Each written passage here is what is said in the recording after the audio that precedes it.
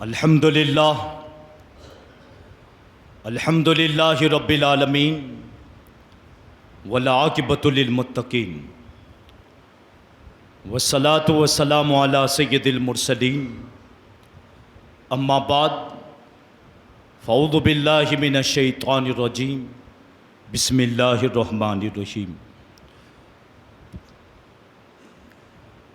قال اللہ تبارک و تعالی فی القرآن المجید والفرقان الحمید وما كان المؤمنون لينفروا كافة فلولا نفر من كل فرقة طائفة ليتفقهوا في الدين ولينذروا قومهم إذا رجعوا إليهم لعلهم يحذرون صدق الله المولانا العظيم وصدق رسوله النبي الأمين الكريم ونحن على ذلك لمن الشاهدين والشاکرین والحمد للہ رب العالمین۔ معزز سامعین کرام،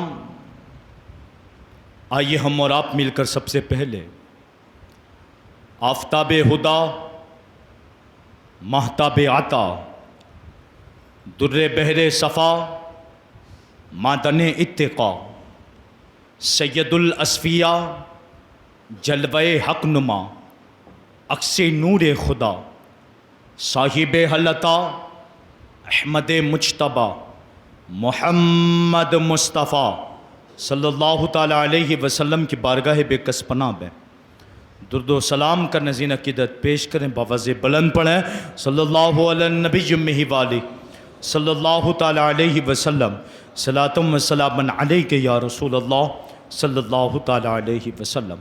ایک مرتبہ درد پاک پڑھ لیں صلی اللہ علیہ النبی والہ صلی اللہ تعالیٰ علیہ وسلم، صلاۃ و سلام علیک یا رسول اللہ صلی اللہ تعالیٰ علیہ وسلم۔ ایک مرتبہ نبی اور آل نبی پر بلند آواز سے درود پاک پڑھ لیں صلی اللہ علیہ النبی والہ صلی اللہ تعالیٰ علیہ وسلم، صلاۃ و سلام علیک یا رسول اللہ صلی اللہ تعالیٰ علیہ وسلم۔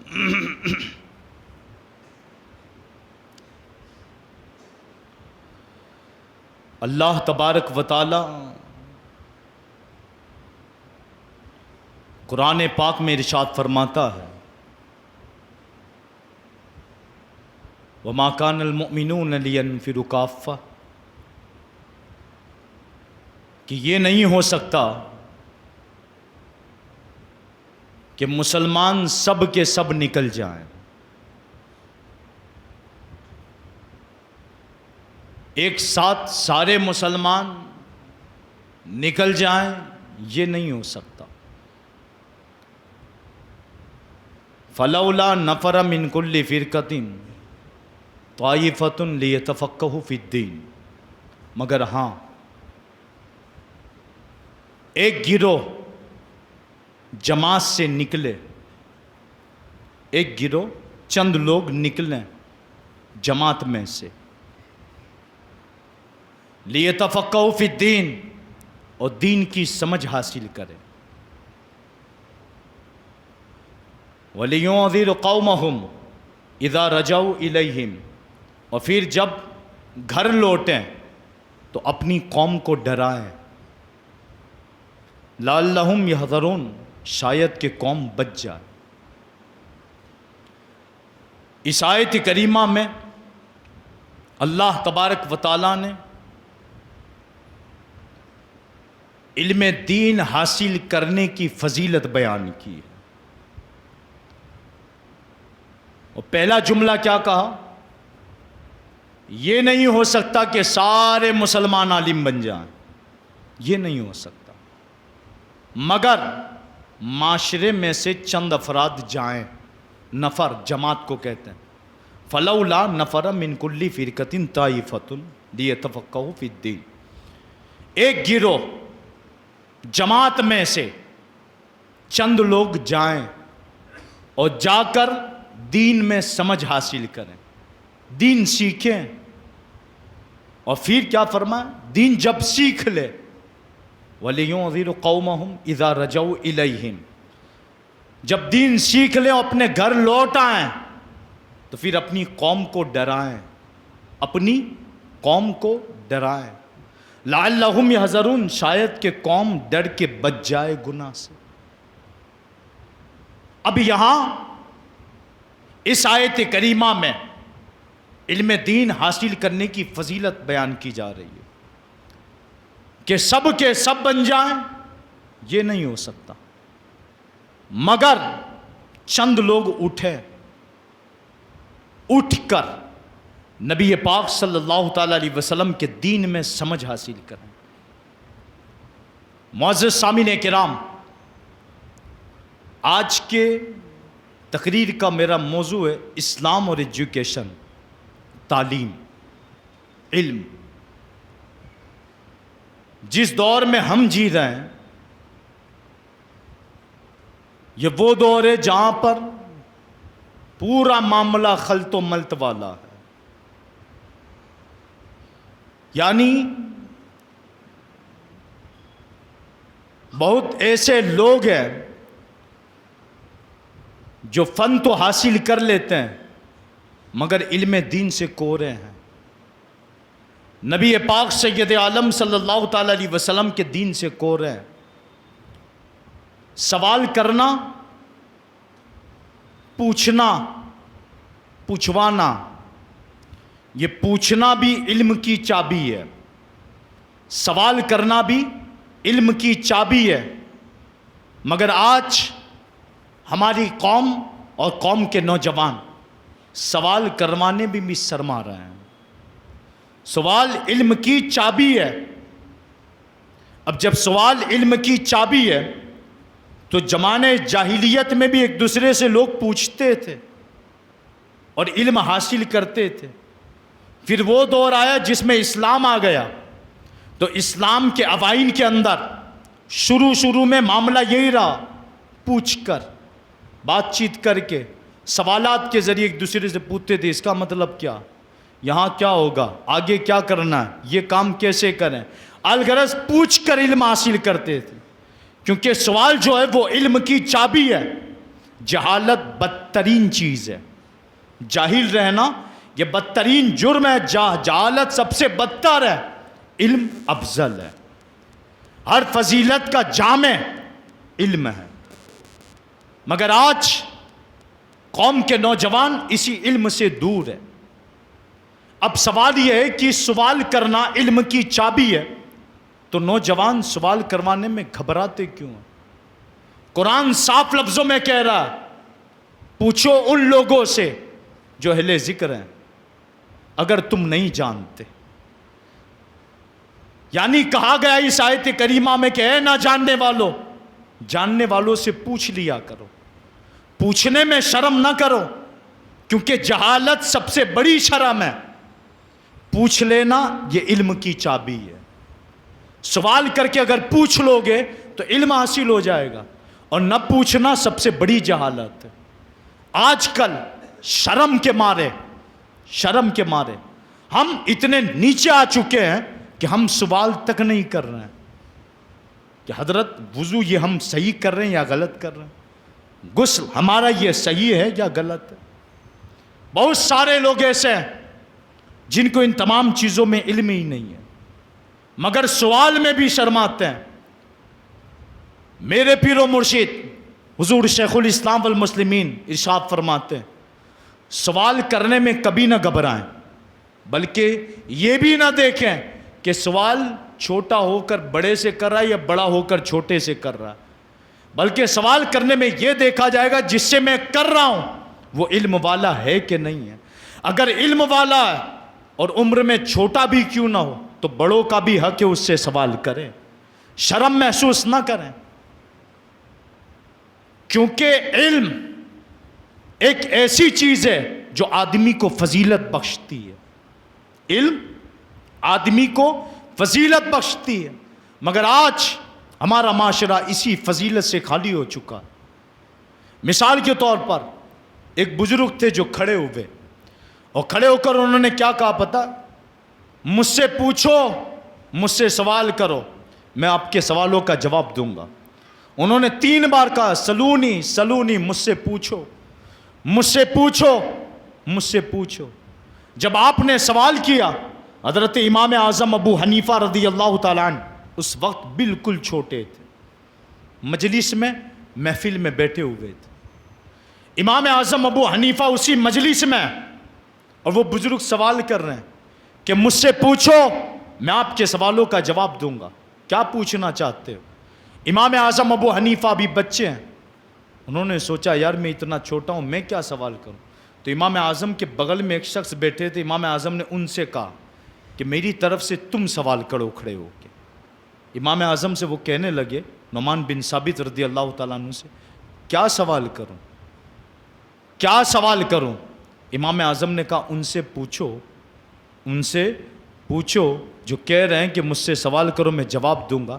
اس بزرگ سے پوچھو کہ جس چونٹی نے، جس کیڑی نے حضرت سلیمان علیہ الصلوۃ والسلام کو لشکر کو دیکھ کر یہ کہا تھا، اے چونٹیو اپنے بیل میں داخل ہو جاؤ، ورنہ یہ نہ ہو کہ بے خبری میں، کیا لفظ استعمال کیا تھا چونٹی نے، وہ بھی جانتی تھی، کیڑیا بھی جانتی ہے کہ نبیوں کا جو لشکر ہوتا ہے باخبر ہو کر کسی کو نہیں مارتا، باخبر ہو کر کسی کو نہیں مارتا. تو اس نے کیا لفظ استعمال کیا، کہیں بے خبری میں وہ ہمیں کچل نہ دے، اپنے بل میں آ جاؤ.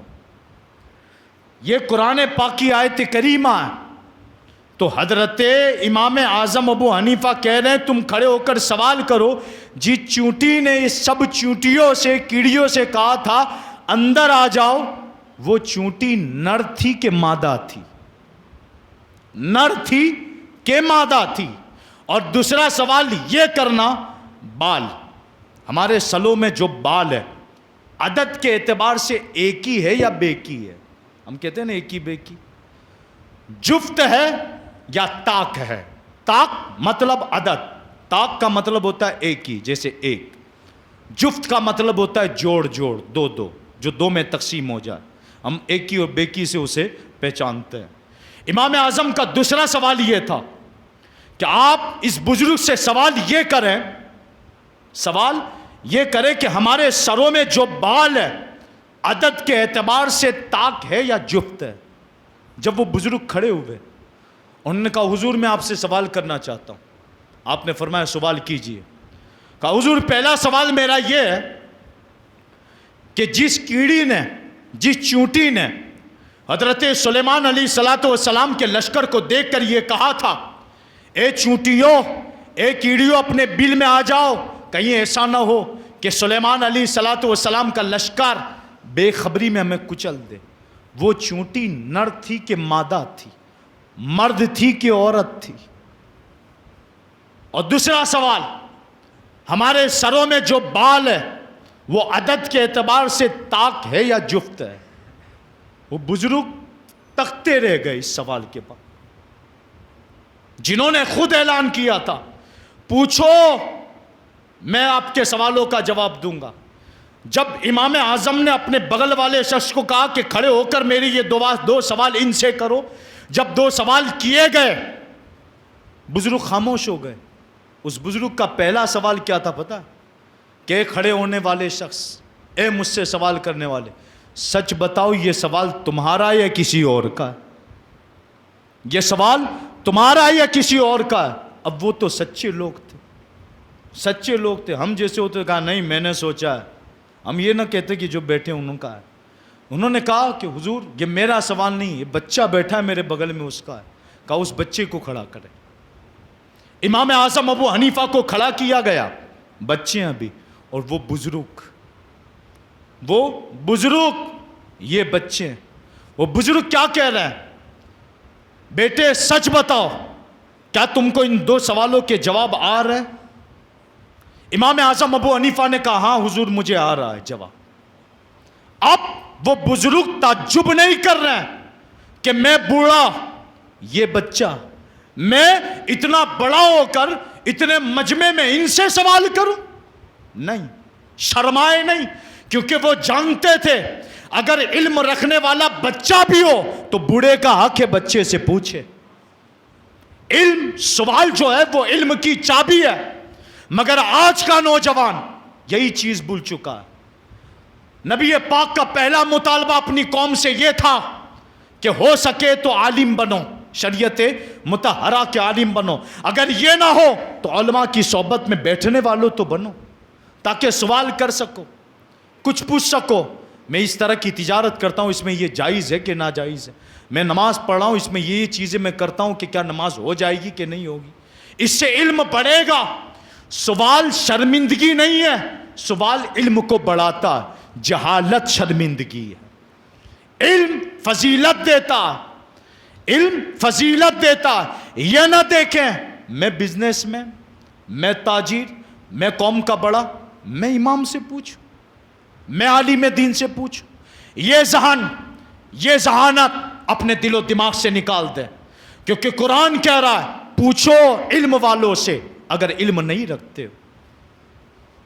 اب جب امام اعظم ابو حنیفہ سے پوچھا گیا کہ آپ جانتے ہو بیٹے ان دو سوالوں کے جواب؟ آپ نے کہا ہاں۔ کہا پہلے سوال کا جواب دو کہ وہ چونٹی نر تھی کہ مادہ تھی؟ تو آپ نے فرمایا حضور وہ چونٹی جو تھی وہ مادہ تھی، یعنی مؤنث تھی، عورت تھی۔ کیسے؟ دلیل دے۔ امام اعظم نے کہا قرآن نے کہا ہے قالت نملتن، اگر نر ہوتی تو کالا آتا، جیسے ہوتا ہے نا، یہ عربی گرامر ہے۔ مرد کے لیے کہا جاتا ہے قال رجل، مرد نے کہا، اور عورت کے لیے کہا جاتا ہے قالت امراتن، عورت نے کہا۔ تائے تانیث لگتی ہے، تا لگ جاتی ہے، یہ عربی گرامر ہے۔ قال رجل مرد نے کہا، قالت امراتن عورت نے کہا۔ تو آپ نے فرمایا قرآن سے دلیل ہے میرے پاس۔ کہا کیسے؟ تو آپ نے فرمایا قرآن میں قالت نملتن۔ بزرگ ہکا بکا رہ گئے، دیکھتے رہ گئے آپ کو۔ کہا بیٹے دوسرے سوال کا جواب کہ ہمارے سروں میں جو بال ہے وہ جفت ہے یا طاق ہے، ایک ہی میں ہے یا بیکی میں؟ تو آپ نے فرمایا ہمارے سروں میں جو بال ہے وہ جفت ہے، جوڑ ہے، جوڑ، ایک ہی نہیں ہے، بیکی ہے۔ کہا دلیل کا قرآن سے۔ کہا کیسے؟ رب نے فرمایا قرآن میں کہ ہم نے تم کو جوڑ جوڑ پیدا کیا ہے، ہم نے تم کو جوڑ میں پیدا کیا ہے۔ پتا چلا بال بھی جوڑ میں پیدا کیا ہے۔ یہ تحقیق تھی، یہ نور مصطفیٰ تھا، یہ نور مصطفیٰ تھا۔ علماء فرماتے ہیں بھٹکنے میں تو علم والے بھی بھٹک گئے، عقل والے بھی بھٹک گئے۔ علم والوں میں شیطان بھٹکا، عقل والوں میں افلاطون جیسے بھی بھٹک گئے۔ اب تک پاگل ہے کہ ہم کریں تو کیا کریں۔ تحقیقوں میں پتا چلا علم والے بھی بھٹکتے ہیں، عقل والے بھی بھٹکتے ہیں۔ علم کے لیے ایک من علم حاصل کرنے کے لیے 10 من عقل کی ضرورت پڑتی ہے، اور علماء فرماتے نور علم کے لیے نور عقل کی ضرورت ہے، اور نور عقل کے لیے نبوی فیضان کی ضرورت ہے، جس کا ہم میلاد منانے آئے۔ کیونکہ دنیا کے اندر ایک آدمی جب کتاب لکھنے بیٹھتا ہے نا، مصنف بنتا ہے، تو اس کا دماغ، اس کی عقل 2 کتابوں میں ہوتی ہے۔ ایک کتاب سے لیتا ہے، دوسری کتاب کو دیتا ہے۔ ایک کتاب سے پڑھا، دوسری کتاب میں دیا، یہاں سے پڑھا وہاں لکھا، یہاں سے لیا وہاں لکھا۔ الغرض 70 کتابوں سے پڑھا، اور ایک اپنی جو کتاب وہ انوکھی لکھنے جا رہا ہے اس میں لکھا۔ یعنی 2 کتابوں کے بیچ میں عقل ہے، 2 کتابوں کے بیچ میں عقل ہے۔ اب آپ بتائیں وہ کون سی کتاب تھی جس سے پہلے عقل نہیں، اور وہ کون سی عقل تھی جس سے پہلے کوئی کتاب نہیں؟ علماء فرماتے وہ کتاب جس سے پہلے کوئی عقل نہیں وہ کتاب اللہ ہے، اور وہ عقل جس سے پہلے کوئی کتاب نہیں وہ رسول اللہ ہے، وہ رسول اللہ ہے۔ اور یہ وہ 2 چیزیں کہ آج بھی دنیا ان کے بغیر ترقی نہیں کر سکتی ہے۔ بس بدقسمتی یہ ہوئی فرنگی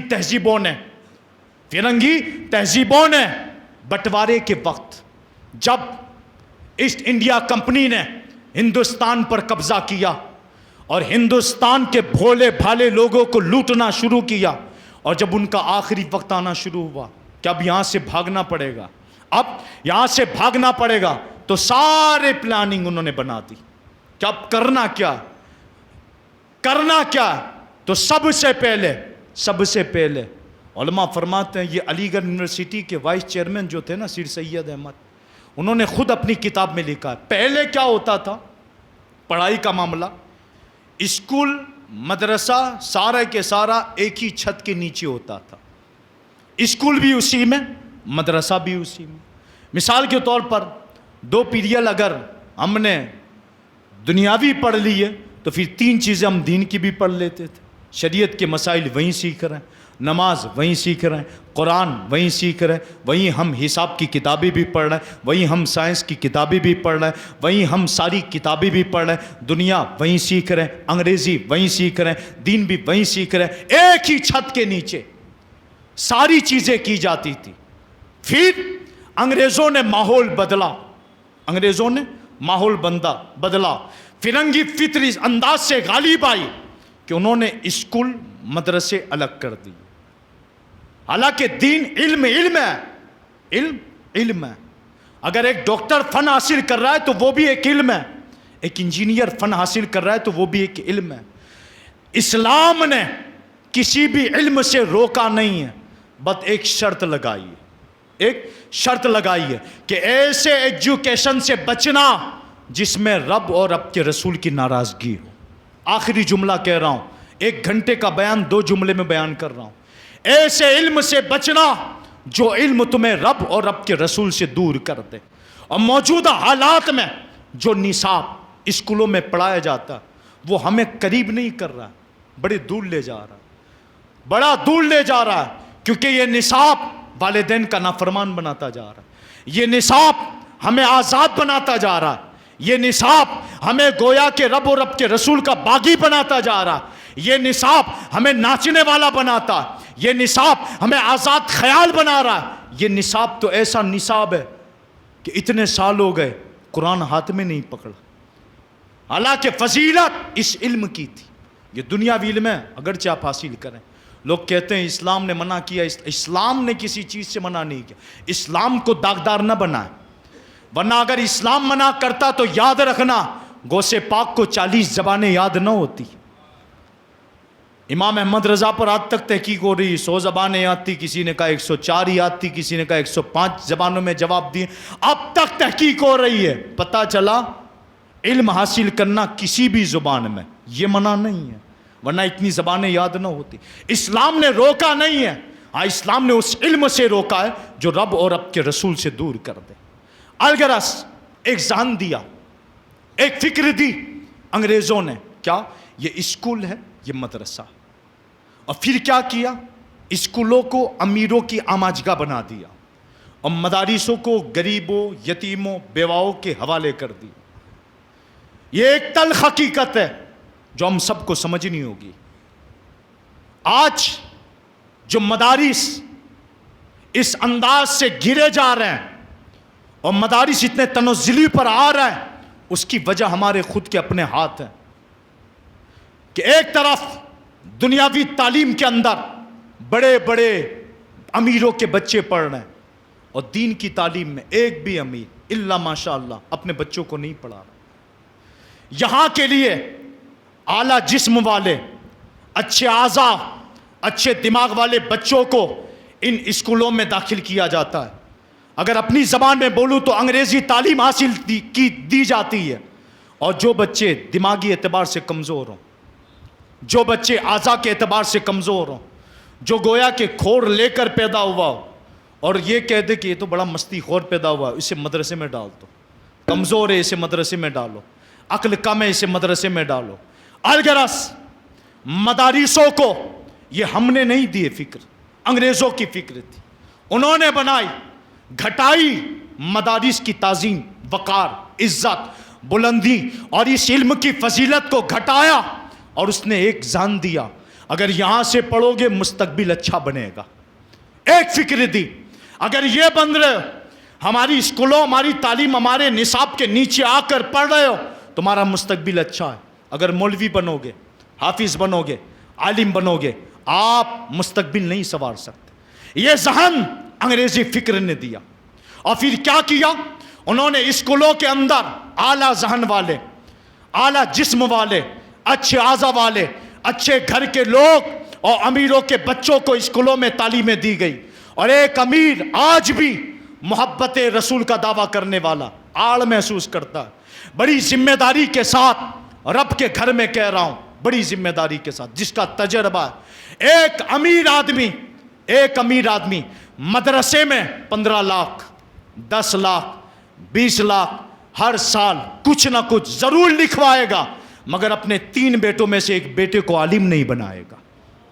یہ سچی اور کڑوی حقیقت ہے کہ ایک امیر سے امیر لوگ مدارس میں لکھوانا تو پسند کریں گے کہ کچھ دے دیں، مگر ایک بچہ شریعت کا عالم بنانا پسند نہیں کرتے، کیونکہ یہ فکر انگریزوں کی غالب آ گئی، مدارس میں پڑھ کر مستقبل بنائے گا کیسے؟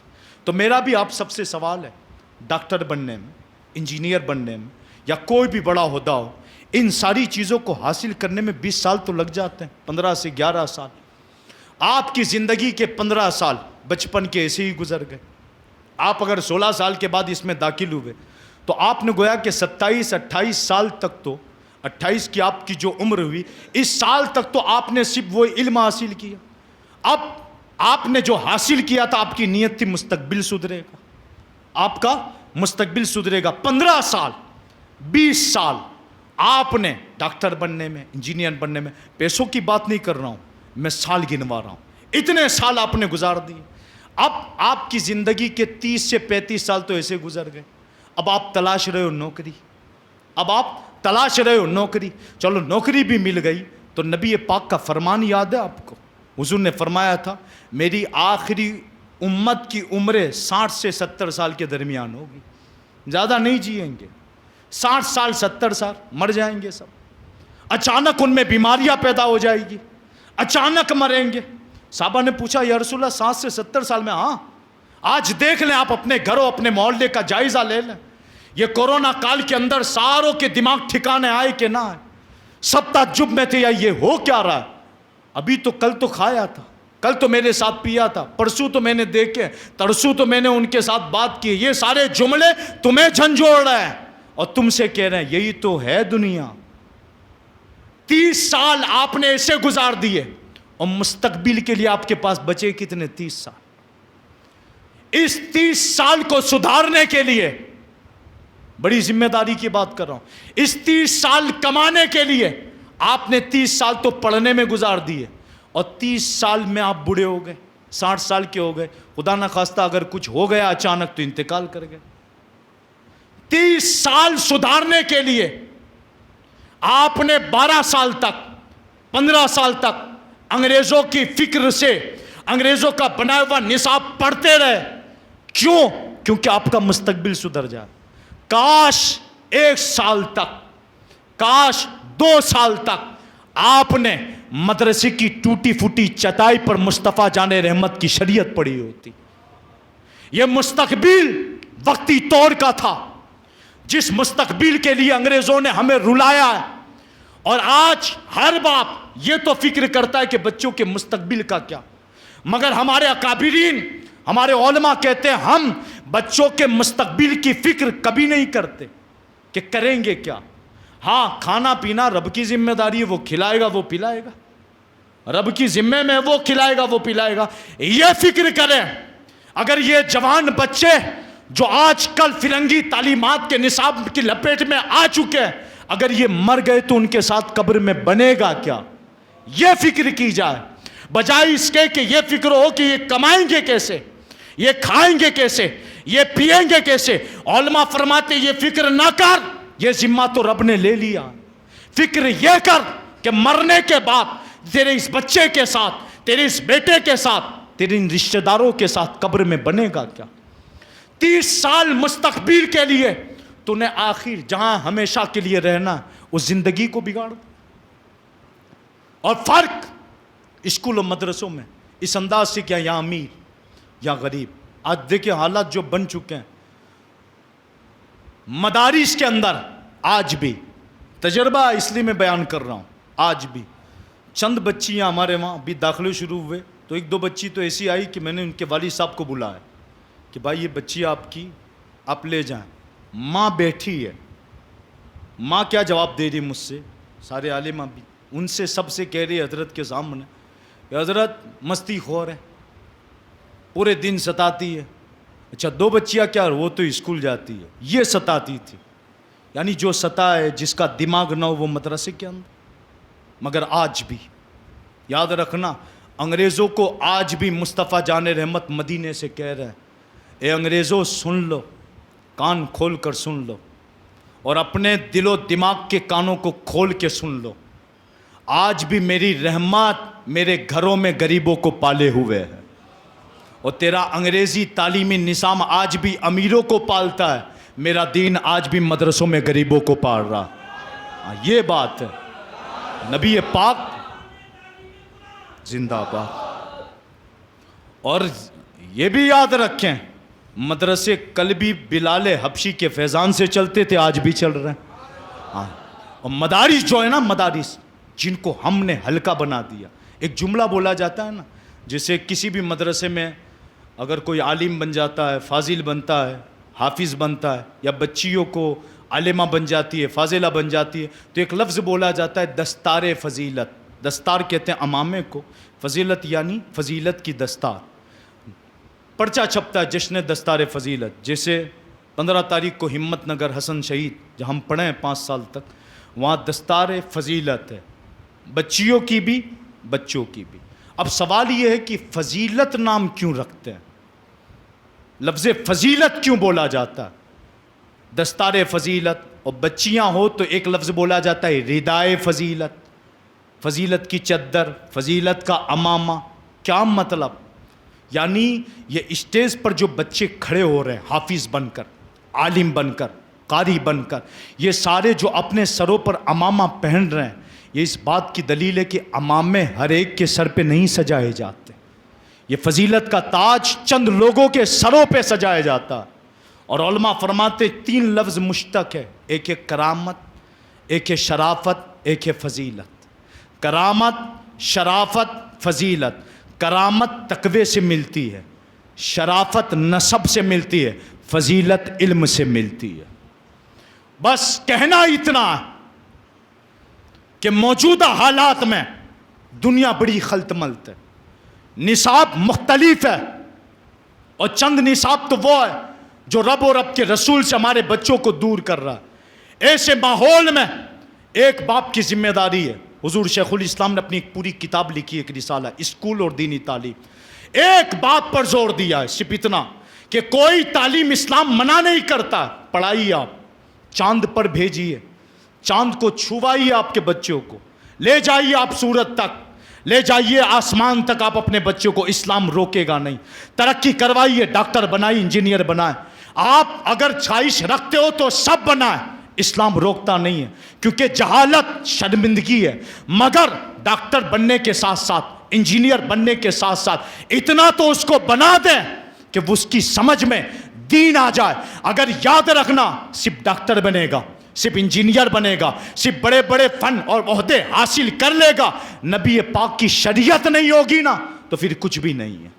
اگر شریعت مطہرہ کا علم نہیں ہوگا تو پھر اس کے پاس کچھ بھی نہیں ہے۔ ڈاکٹر بنائے مگر عاشق رسول ہونے کے ساتھ ساتھ، انجینئر بنائے مگر عشق مصطفیٰ کی لہت کے ساتھ ساتھ، آپ اسے بڑے عہدے دیں مگر نبی پاک کی تربیتوں کے ساتھ ساتھ شریعت مطہرہ کا علم ڈال دیں اس کے دل و دماغ میں۔ ورنہ یاد رکھنا، جس خوشی کے ساتھ آپ بازاروں میں باتیں کرتے ہو میرا بچہ انجینئر ہے، میرا بچہ ڈاکٹر ہے، یہی بچہ کل اٹھ کر انگریزی فرنگی تعلیمات میں آ گیا، ان کی فکروں میں آ گیا، آپ کو باپ کہنے میں بھی شرم آئے گا، آپ کو باپ کہنے میں بھی شرم آئے گا، اور آپ کی خدمت کرنے میں بھی اسے آر محسوس ہوگی۔ مگر ایک ڈاکٹر کے ساتھ ساتھ آپ نے اسے قرآن سکھایا ہے، نبی پاک کی شریعت مطہرہ سکھائی ہے، تو یاد رکھنا انشاءاللہ عز و جل وہی بیٹا ماں باپ کا خادم بھی بنے گا، والدین کا خدمت گزار بھی بنے گا۔ بس علم سیکھیں، مگر ضروری ہے نبی پاک صلی اللہ تعالیٰ علیہ وسلم کے فیضان والا شریعت مطہرہ، وہ علم، وہ ایجوکیشن جو رب و رب کے رسول سے دور کر دے۔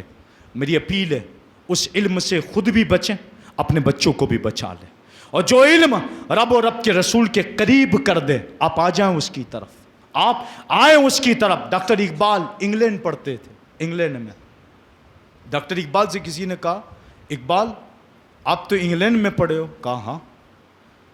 کہا یہاں تو چند دنوں کے لیے لوگ جاتے ہیں، وہاں سے جب لوٹ کے آتے ہیں تو گویا کہ ان کی تو پریس ٹوٹی نہیں ہے، وہ اس انداز سے رہتے ہیں کہ لگتا ہے کہ انگریز بن کے آئے، حالانکہ پیداوار تو ہندوستان کی ہے، اور جب آتے ہیں چند دن رہ کے تو لگتا ہے ایسا ہے کہ پیدا وہیں ہوئے ہیں، وہیں کی اولاد ہے، بات بھی انہی کی زبان میں کرتے ہیں۔ جیسے آج کل کچھ لوگ ہیں نا سعودی جا کے آتے ہیں، مولانا یہاں ہاتھ تو شرک ہے، یہاں رکھیں۔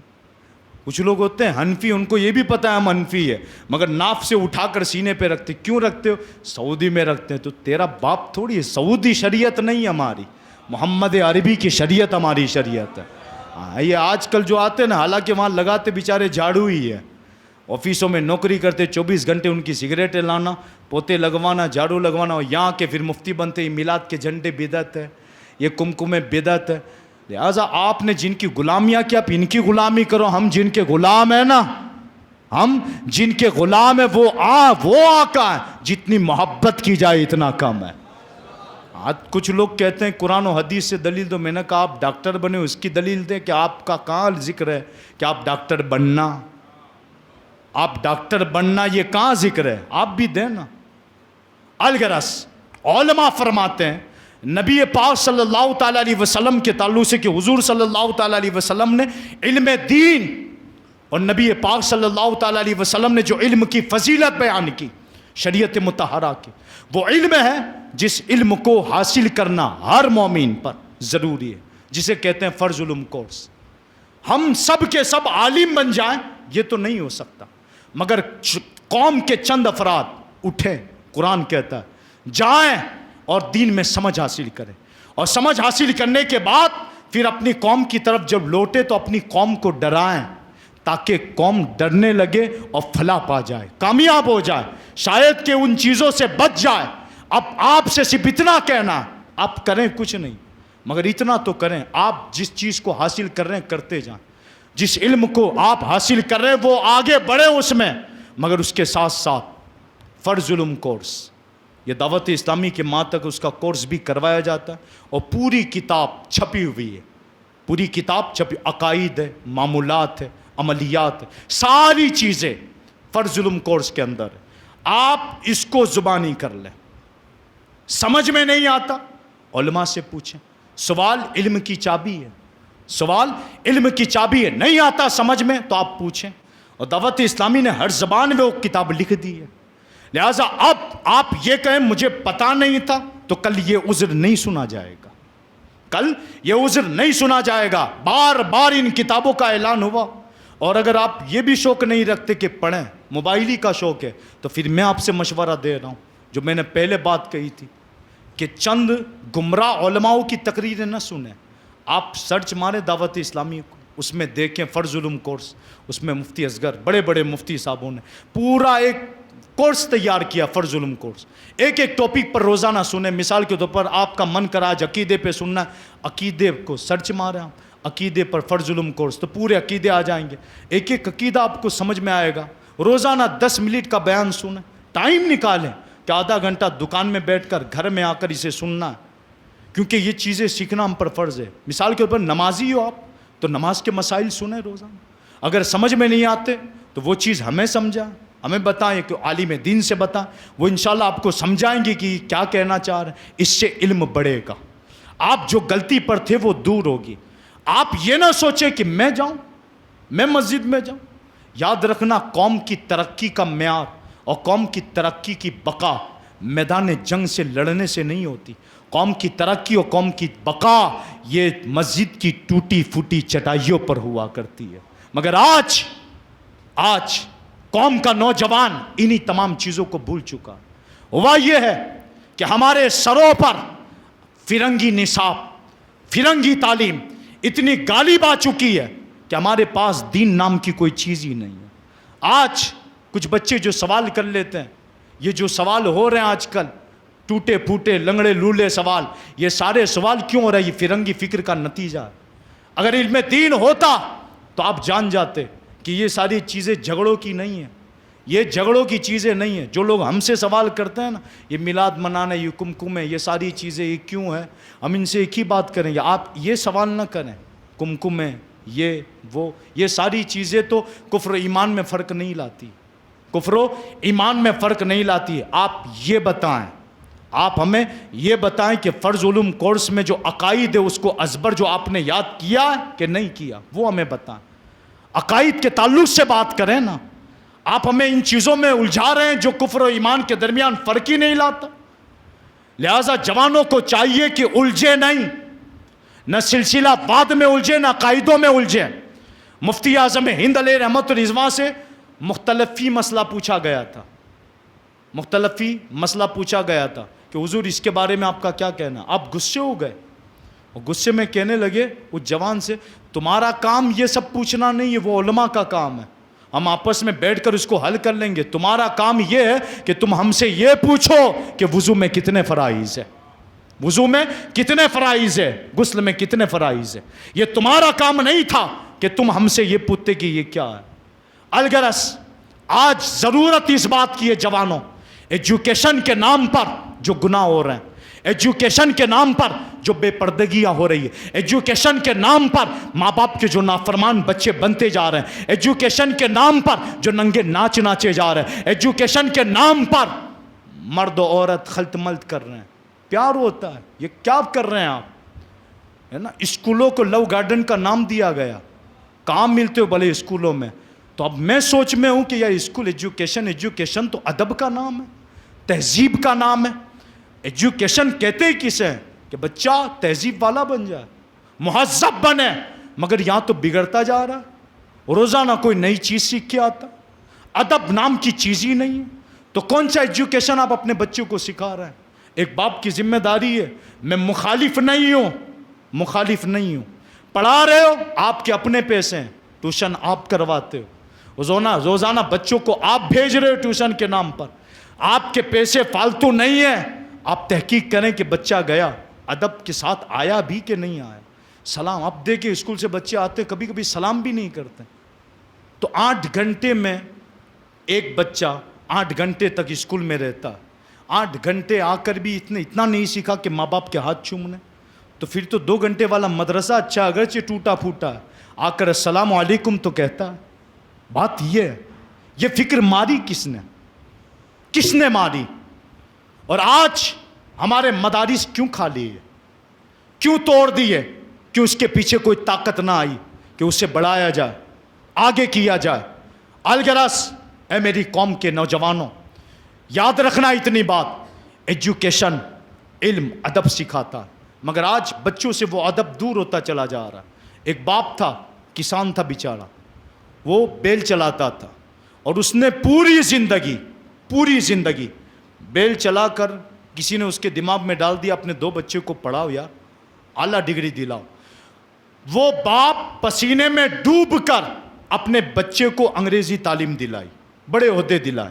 ایک بچہ کسی اور عہدے پر گیا، دوسرا بچہ وہ گیا میجر میں، آرمی کے اندر بڑی پوسٹ پر آ گئے، میجر بن گیا. اور جب یہ دونوں آ گئے نا فارغ ہو کر پڑھ کے، ایک اپنی جگہ لگ گیا نوکری، دوسرا اپنی جگہ لگا. جب یہ نوکری سے گھر آتے تھے نا، گاؤں میں، اپنے چھوٹے سے گاؤں کے اندر، تو آڑ محسوس کرتے تھے. انہوں نے اپنے والد صاحب سے کہا کہ ابو یہ کھیت ہے، یہ گھر ہے، سب بیچو، اب ہم شہر میں جائیں گے رہنے کے لیے. اب بیٹا اپنے خود کے گاؤں کو کیا سمجھ رہا ہے؟ یہاں رہوں میں، ترقی تو شہر کی کہلاتی، اب ہم شہر میں جائیں گے. الغرض باپ نے بیٹے کی بات مان لی. باپ نے کہا بیٹا اگر تو چاہتا ہے تو یہ کھیت کی اتنی زمین ہے، یہ گھر ہے، بیچ دو. بیچا گیا، شہر میں گھر لیا گیا. جب شہر میں آئے تو شہر کے اندر گھر اتنا عالیشان لیا کہ باہر باغیچہ تھا.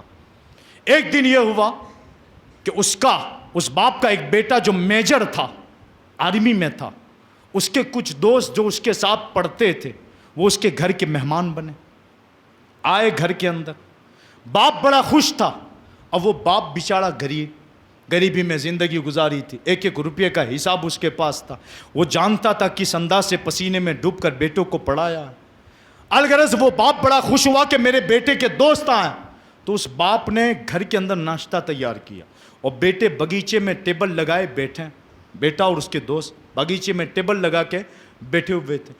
خود باپ چائے لے کر پہنچا، بیٹے کے دوست کے پاس چائے لے کر پہنچا کہ چائے دیں. جب باپ پہنچا نا بیٹے کے پاس چائے لے کر، تو اس بیٹے سے اس کے دوستوں نے پوچھا یہ بوڑھا کون ہے جو چائے لے کر آئے، یہ بوڑھا کون ہے؟ تو اس انگریزی تعلیم حاصل کرنے والے بیٹے کو اپنے باپ کو باپ کہنے میں بھی شرم آئی۔ اس نے کیا کہا پتہ ہے؟ دل چیر دینے والی بات تھی۔ اس نے کہا یہ میرے گھر کا نوکر ہے، معاذ اللہ، شرم کی وجہ سے کیا کہا؟ یہ میرے گھر کا نوکر ہے۔ باپ کے ہاتھ سے چائے چھوٹی، زمین پہ گری۔ جب زمین پہ گری لوگ دیکھتے رہ گئے، تو باپ نے اپنے بیٹوں کو پکڑ کے کہا بیٹا سن، غلطی تیری نہیں ہے، غلطی میری ہے، غلطی تیری نہیں ہے، غلطی میری ہے کہ میں نے تجھے صرف انگریزی تعلیم سکھائی۔ اگر انگریزی تعلیم کے ساتھ ساتھ شریعت محمدی کا دین بھی سکھا تھا تو آج یہ دین نہ آتا۔ اور اگر تیرے پاس قرآن و حدیث کا علم ہوتا، شریعت مطہرہ کا علم ہوتا، نبی پاک کی باتیں ہوتی، اور آج تجھ سے تیرے دوست پوچھتے یہ بوڑھا کون ہے، تو تم محبت میں جواب دیتا یہ بوڑھا وہ ہے جسے ایک بار پیار سے دیکھنے سے حج مقبول کا ثواب ملتا ہے۔ یہ جواب ہوتا ہے تیرا۔ بیٹا غلطی تیری نہیں ہے، غلطی میری ہے کہ میں نے یہ ساری چیزیں کی ہے۔ ایک باپ تھے عالم دین، مگر ان کے پاس دیگر اور ڈگریاں بھی موجود تھی، بڑے عہدے پر تھے، آپ ڈاکٹر تھے، بڑی بڑی ڈگری آپ کے پاس تھی، مگر ساتھ میں عالم بھی بنے تھے آپ۔ ان کا کام یہ تھا، ان سے جب بھی پوچھا جاتا کہ آپ نے اتنی بڑی بڑی ڈگری، آپ سرکاری نوکری کریں؟ آپ نے کہا نہیں، میں نے کمانے اور مستقبل بنانے کے لیے ساری چیزیں، میں نے صرف شوق تھا تو حاصل کیا، شوق تھا میرا تو حاصل کیا، ورنہ اصل رجحان میرا دین کی طرف تھا۔ الغرض وہ مسجد میں آتے، جمعہ کا خطاب کرتے تھے، اپنے گھر جاتے، وقت پر نمازیں پڑھاتے تھے، چلے جاتے تھے۔ آپ نے اپنے بیٹے کو بھی اسی روش پر چلایا۔ اب ہوا یہ کہ بیٹے نے بھی ساری ڈگری حاصل کر لی، ساتھ میں بیٹا حافظ بھی بنا، عالم بھی بنا۔ تو والد بزرگوار نے کہا بیٹے سنو، اب میں بوڑھا ہو چکا ہوں، اب امامت تمہیں کرنی ہے۔ تو بیٹا کہنے لگا ابا اس دور میں امامت، میں مولوی بن کے کیا، اتنی ساری ڈگریاں ہیں میرے پاس، تو میں تو فلاں جگہ نوکری کروں گا۔ آپ نے کہا نہیں، دوسرے علوم جو میں نے تمہیں سکھائے وہ صرف اور صرف شوق کے خاطر تھے، یہ علم دین جو سکھایا وہ آخرت کی اخروی کے لیے ہے، یہی ہمیشہ کے لیے، لہٰذا تمہیں جانا ہے۔ بچے نے منع کر دیا، نہیں والد صاحب میں صرف کتاب دے دوں گا کبھی کبھی، ورنہ نماز تو نہیں، امامت نہیں کرواؤں گا۔ الغرض ایک دن والد صاحب نے جمعہ کا دن تھا، اپنے بیٹے سے کہا بیٹا جاؤ، آج میں آپ کے پیچھے آ رہا ہوں، تقریر تم کرنا، میری طبیعت ٹھیک نہیں ہے۔ بیٹا آیا، وہ بھی عالم دین تھے، جمعہ کے لیے بیان میں کھڑے ہو گئے۔ والد صاحب پیچھے سے آ کر پہلی صف میں بیٹھ گئے۔ اب والد صاحب پیر صاحب بھی تھے، عالم بھی تھے، بڑی ڈگریاں بھی تھیں۔ والد صاحب بیٹھ گئے ان کے سامنے آ کر، ایک بیٹا تقریر کر رہا۔ جب تقریر ختم ہو گئی تو انہوں نے اپنے والد صاحب سے کہا حضور آپ خطبہ پڑھیں۔ والد صاحب نے کہا نہیں بیٹا آپ بیٹھو اوپر۔ انہوں نے ہاتھ پکڑا، باپ نے اپنے بیٹے کا ہاتھ پکڑا، ممبر پر چڑھا کر بٹھایا۔ جمعہ کا دن تھا، ساری مسجد، پوری مسجد بھری ہوئی تھی کھچا کھچ۔ باپ نے ہاتھ پکڑ کے بٹھایا اور بٹھا کر پھر مائک پہ کھڑے ہو گئے والد صاحب، اور کہنے لگے یہی وہ میرا بیٹا ہے جو کہتا تھا مجھے امامت نہیں کرنی، میں کسی اور عہدے پر جانا چاہتا ہوں۔ اے میرے بیٹے بتا اس وقت تو کہاں ہے؟ کہاں ممبر پر۔ بولے ہم سب کہاں ہیں؟ بولے نیچے۔ تمہارا پیر کہاں ہے؟ بولے سب سے اوپر۔ اور تمہارے پیر کے نیچے کیا ہے؟ بولے سب کے سر، سب کے سر۔ بولے اس سر میں کون کون ہے؟ کہا ڈاکٹر ہے، انجینئر ہے، پروفیسر ہے، بڑے بڑے عہدے دار بیٹھے ہیں۔ بیٹا اب بتا فضیلت تیرے قدم کی ہے ان کے سر کی ہے؟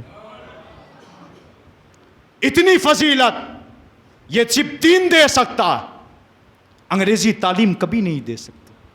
انگریزی تعلیم گمراہ کر سکتی ہے مگر دین کی تعلیم راہ راست پر لاتی ہے۔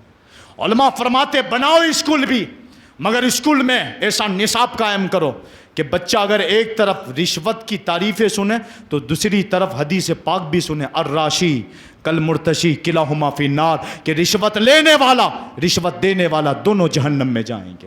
اگر ایک اسکول میں سود کے بارے میں سنے کہ بیاج یہ بڑھوتی کا نام ہے، بیاج ڈبل کہلاتا ہے، یا اگر اسکول میں یہ لفظ سن کے آئے بیاج کہتے ہیں 10 دو 12 لو، 15 دو 20 لو، یہ بیاج ہے تو اس میں نقصان کیا ہے؟ 15 دے کر اگر 10 دن بعد 20 لینے ہیں تو یہ فرنگی فکر تمہیں جھنجھوڑے گی، لے یار 15 دے کر 2 دن بعد 20 آ رہے ہیں لے لے، مگر پھر اسلام کی تعلیم تمہارے پاس ہوگی تو وہ جھنجھوڑ کے کہے گی مت لینا، 5 حرام ہے، 5 حرام ہے، یہ ایک لقمہ بھی اگر پیٹ میں گیا عبادتیں روک دے گا، لہٰذا دنیا حاصل کر مگر دنیا کے ساتھ دین پر بھی آ، کیونکہ دین تمہیں دنیا کی خرابیوں سے بچائے گا۔ آج ہوا یہ ہے صرف دنیا ہی دنیا ہے، دین ہے ہی نہیں، تو خرابیاں ہی خرابیاں ہیں۔ اگر دنیا کے ساتھ دین بھی ہوتا اتنی خرابیاں نہ ہوتی، اتنی خرابیاں نہ ہوتی۔ علم حاصل کریں مگر علم کے ساتھ فکر بھی کریں کہ آپ نے فرض علم کورس حاصل کیا کہ نہیں کیا،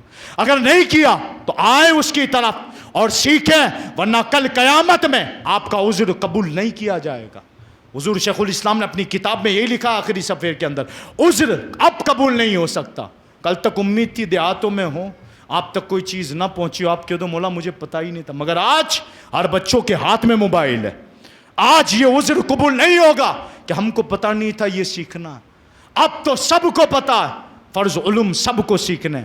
جہاں جہاں ضرورت، مثال کے طور پر زکوٰۃ کے حقدار ہو گئے، زکوٰۃ دینے کے قابل ہو گئے، زکوٰۃ کے مسائل سیکھیں، واجب ہے آپ پر۔ حج کرنے جا رہے ہو، حج کے مسائل سیکھیں۔ اب تو ہوتا یہ ہے کہ تیاریاں پہلے نہیں کی جاتی، جیسے وقت قریب آئے تب تیاریاں کی جاتی، تو تیاری پہلے سے رکھیں۔ یہ ساری چیزیں، نماز جب پڑھی رہیں تو نماز کے مسائل سیکھنا ہم پہ ضروری ہے، کن چیزوں سے نماز ٹوٹتی ہے، کن چیزوں سے نماز رد ہو جاتی ہے، یہ ساری چیزیں سیکھنا ہم پر ضروری ہے، مگر ہم نے اس کی طرف توجہ ہی نہیں دی، ہم نے اس کی طرف توجہ ہی نہیں دی۔ ڈاکٹر اقبال سے کہا تھا، اقبال انگلینڈ میں پڑھے ہو نا، انگلینڈ کے اندر پڑھے ہو، آپ کیوں نہیں بدلے؟ آپ نے تو آ کر اشعار لکھیں کہ محمد سے وفا تو نے تو ہم تیرے ہیں، یہ جہاں چیز ہے کیا لوح و قلم تیرے ہیں۔ انگریزی تعلیم نے تم کو نہیں بدلا، تو آپ نے کیا جواب دیا تھا پتہ؟ آپ کا جواب یہ تھا کہ میری ماں نے بچپن میں آنکھوں کے اندر سرما مدینے کا لگایا تھا۔ تربیت گھر سے اچھی ہو نا، پھر بچہ امریکہ بھی چلا جائے نا تو عاشق رسول بن کے آتا ہے، پھر کوئی نہیں بدل سکتا۔ لہٰذا گھر کی تربیت عام ہوا کرتی ہے، گھر کی تربیت عام ہوا کرتی ہے، مگر ہمارے بچوں کو تو معلوم ہی نہیں۔ ہمارے بچے کیا سمجھتے پتہ؟ آج کل اگر کسی سے سوال کرو چاند پہ کون گیا تھا تو کہا روس گیا ہے، کوئی کہتا امریکہ گیا، کوئی کہتا فلاں گیا۔ میں نے کہا پاگل تم نے تاریخ پڑھی ہی نہیں ہے، تاریخ پڑھی ہی نہیں ہے۔ اس چاند پہ تو غوث پاک کئی مرتبہ چھوپنے جاتے تھے، آپ نے پڑھائی کیا؟ چاند کی بات کر رہے ہو نا، تو غوث پاک فرماتے ہیں میرے گھر میں دائیا تھی، خادمہ تھی میرے گھر کی، وہ ایک بار آئی مجھ سے ملنے کے لیے، تب تو میں بڑا ہو چکا تھا۔ غوث پاک فرماتے آئی، آ کر کہنے لگی حضور آپ چھوٹے تھے تب میں نے آپ کو دیکھا تھا، آج تو آپ بہت بڑے ہو گئے۔ کہا ساری بات آپ کی مجھے سمجھ میں آ گئی تھی، ایک بات سمجھ میں نہیں آئی تھی بچپن کی۔ بولے کیا؟ بولے بچپن میں آپ بچوں کے ساتھ کھیل رہے تھے، آنکھ مچولی جسے ہم کہتے ہیں چپکا دام، چھپ جانا، ایک بچہ آنکھ بند کرے باقی سب چھپ جاتے تھے، آنکھ مچولی کھیلتے تھے۔ آپ کے کسی دوست نے آنکھ بند کی، آپ چھپنے گئے، مگر مجھے پتہ ہی نہیں چلا آپ کہاں چھپے، اچانک آپ غائب ہو گئے۔ حضور آج بتا دیں کہ بچپن میں آپ چھپے کہاں تھے؟ تو غوث پاک فرماتے مائی سنو، اس وقت میں چاند پہ جا کے چھپا تھا۔ آج ہمارے نوجوان تعلیم میں فرنگی پڑھ کے یہیں پر لٹکے ہوئے ہیں کہ کون گیا تھا۔ میں نے کہا پاگل کہہ دے غوث پاک سب سے پہلے گئے تھے، بغیر سلام کیے چاند چاندنی نہیں نکالتا ہے، یہ سورج گول نہیں گھومتا ہے جب تک سلام نہ کر دے عبد القادر کو۔ یہ وہ ہمارے لوگ تھے، یہ وہ لوگ تھے۔ غوث پاک فرماتے میرے محلے میں رہنے والے اگر کوئی میری تقریر میں نہیں آتا تھا نا تو میں اس کو جھنجھوڑ کے کہتا تھا دریا پاس ہے پیاسے رہتے ہو شرم نہیں آتی؟ یہ جملہ تھا آپ کا، دریا و سمندر قریب ہے پیاسے رہتے ہو شرم نہیں آتی؟ اور آج اتنے سارے آماج گاہ دین کے اور ہم پیاسے ہیں، ہمیں شرم نہیں آتی؟ اتنے سارے تعلیمی ادارے ہیں، ہمیں شرم نہیں آتی کہ ہم قرآن پاک حاصل نہ کر سکیں، قرآن کی تعلیم پڑھ نہ سکیں؟ الغرض غوث پاک فرماتے مائی میں اس وقت چاند میں چھپا تھا۔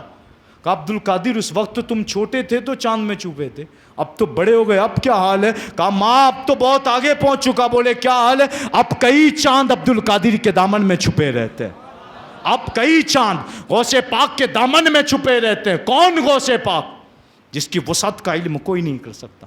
ڈاکٹر اقبال انگلینڈ میں پڑھیں، کہا میری ماں نے سرما ایسا لگایا ہے نا، ایسا لگایا، اس سرمے کی جھلک ایسی تھی کہ کہ انگریزوں کی تعلیم مجھے خیرہ نہ کر پائی، عشق ایسا تھا انگریزوں کی تعلیم مجھے دبا نہ پائی۔ ڈاکٹر اقبال کے ایک دوست تھے جو انگلینڈ پڑھتے تھے آپ کے ساتھ، جب آپ کو گاؤں میں ملنے گئے نا تو گاؤں میں ہوتا یہ تھا نا، چارپائی ہو، درخت ہو، درخت کے نیچے چارپائی لگائی جاتی تھی، بیٹھتے تھے۔ ڈاکٹر اقبال شوقین تھے کتابوں کے، بیٹھے تھے کتابیں لے کر، چارپائی تھی دورے والی درخت کے نیچے، اور اس میں قرآن بھی تھا۔ جب آپ کے دوست آپ کو ملنے آئے تو ڈاکٹر اقبال سے کہتے علامہ ہم تو آپ کو علامہ سمجھ رہے تھے، ڈاکٹر کہہ رہے تھے، مگر آپ تو قرآن کو بغیر دوربین میں لپٹے ہوئے، کپڑے میں لپٹے ہوئے اپنے پاس رکھ رہے ہو، اس طرح عام کتابوں کے ساتھ آپ نے قرآن رکھا۔ تو آپ نے اپنے دوست سے پوچھا تو پھر کیسے رکھوں، کہاں رکھوں؟ کہا اس پر کپڑا لپیٹیے، اونچی جگہ رکھیے، اس کا ادب ہے۔ آپ نے اپنی چارپائی پہ کھلی کتاب کی طرح رکھا ہے عام کتابوں کے بیچ میں۔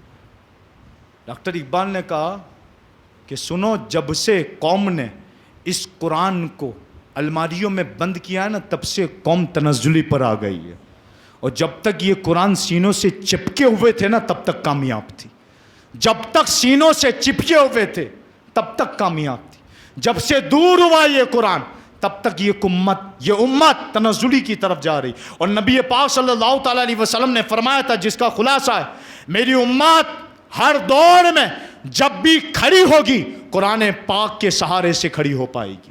قرآن پاک کے سہارے سے کھڑی ہو کے کیا مطلب؟ تعلیمات قرآن سے کھڑی ہو پائے گی، احکام قرآن سے کھڑی ہو پائے گی۔ مگر آج یہ امت انہی تمام چیزوں کو بھول چکی ہے، انہی تمام چیزوں کو بھول چکی ہے۔ ڈاکٹر اقبال نے ایک شعر کہا تھا، مگر وہ علم کے موتی، مگر وہ علم کے موتی، کتابیں اپنے آبا کی، کتابیں اپنے آبا کی، جو دیکھیں اس کو یورپ میں تو دل ہوتا ہے سی پارا۔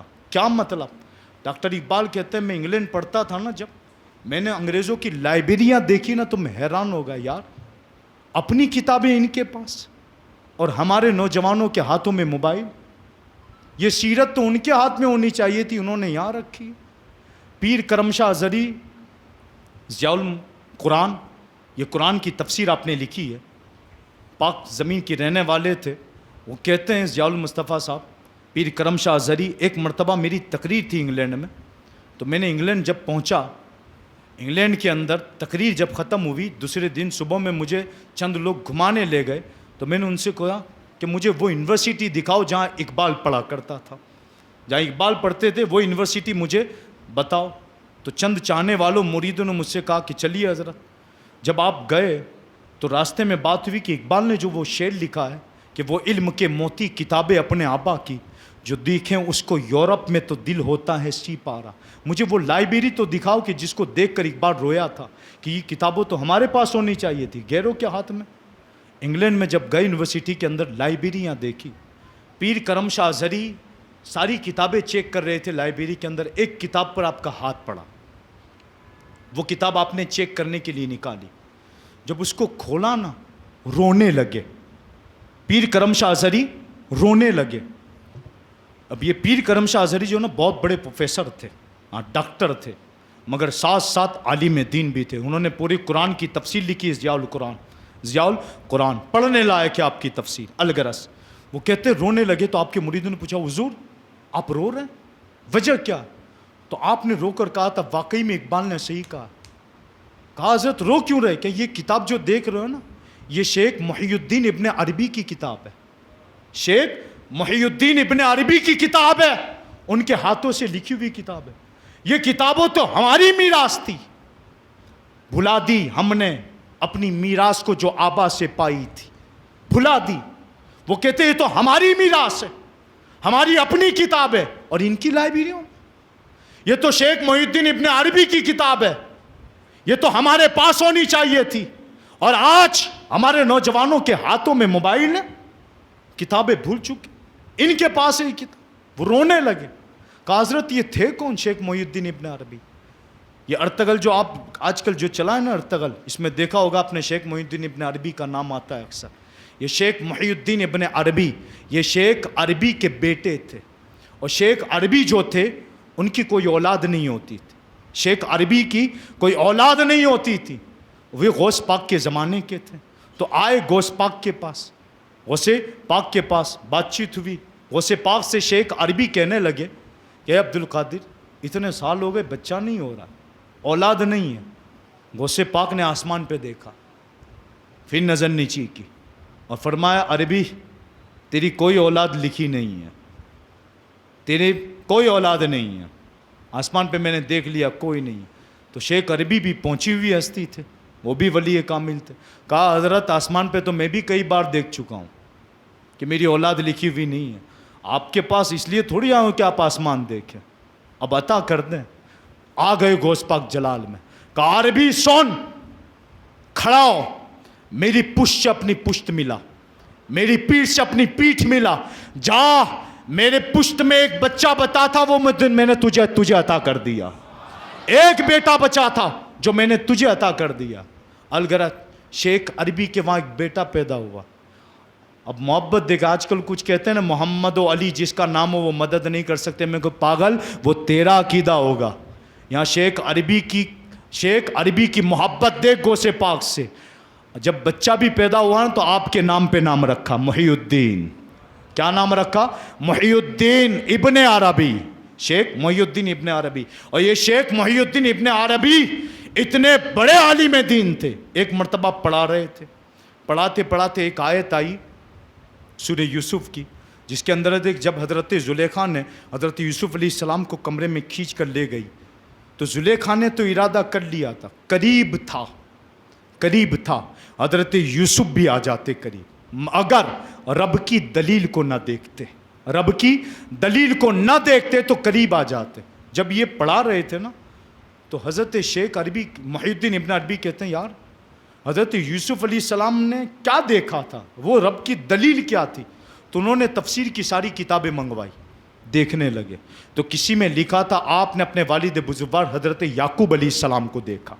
یعقوب علیہ السلام کو دیکھا جو منہ میں انگلی دبائے حضرت یوسف علیہ السلام سے کہہ رہے بیٹا قریب نہ جانا. تو آپ نے کہا اچھا یہ رب کی دلیل تھی.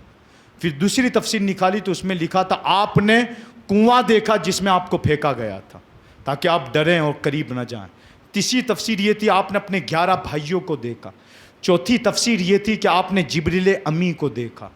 یہ ساری تفسیر جب آپ نے پڑھی تو آپ درسگاہ میں بیٹھ کر اس مدرسے میں بیٹھ کر سوچنے لگے میں کیا لکھوں، میں اپنی تفسیر میں کیا لکھوں کہ کیا دیکھا تھا. جبریل امی کو دیکھا، یعقوب علیہ السلام کو دیکھا، کنواں دیکھا، 11 بھائی دیکھے، کیا دیکھا، میں کیا لکھوں. الغرض یہ بات ابھی ہو ہی رہی تھی کہ حضرت شیخ محی الدین ابن عربی نے اپنے شاگردوں سے کہا بند کرتا ہوں میں کتاب. آپ نے قلم رکھی، کتاب بند کی اور اپنے شاگردوں سے کہا حضرت یوسف علیہ السلام دور تھوڑی ہے، چوتھے آسمان پہ تو رہتے ہیں. اٹھے گئے اور آپ کو پوچھ کر بھی آ گئے.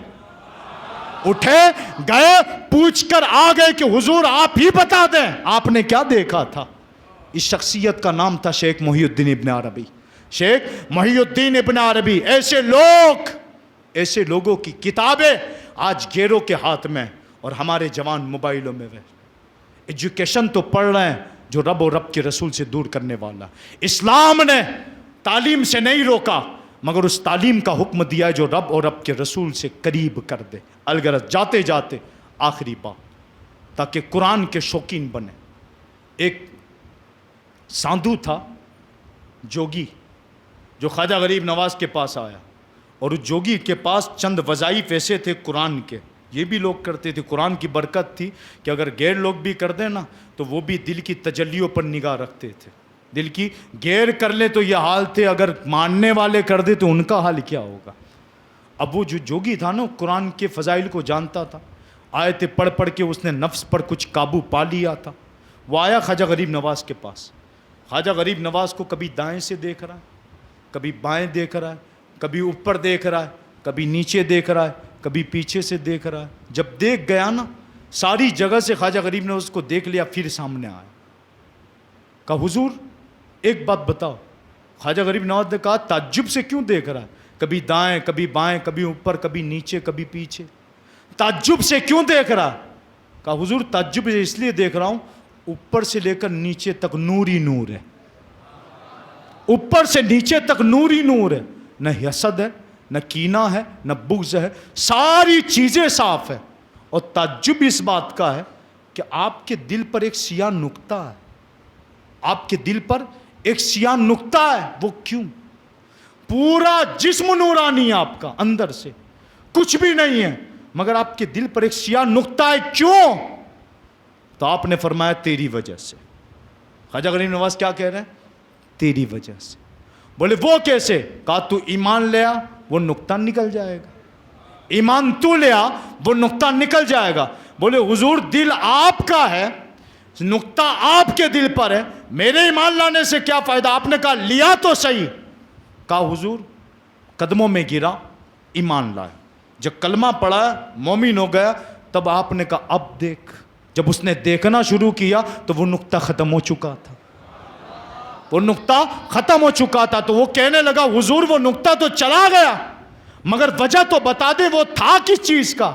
تو کہا تیرا ہی تھا، میرا جسم آئینہ ہے، تو آئینے میں اپنے آپ کو دیکھ رہا تھا، آئینے میں اپنے آپ کو دیکھ رہا، وہ تنکا تو تھا، اب مسلمان ہو گیا، تنکا ختم ہو گیا، تنکا ختم ہو گیا۔ لہٰذا قرآن کی وہ برکت ہے، وہ برکت کہ اگر کوئی غیر بھی پڑھ لے تو دل تجلی والا ہو جاتا۔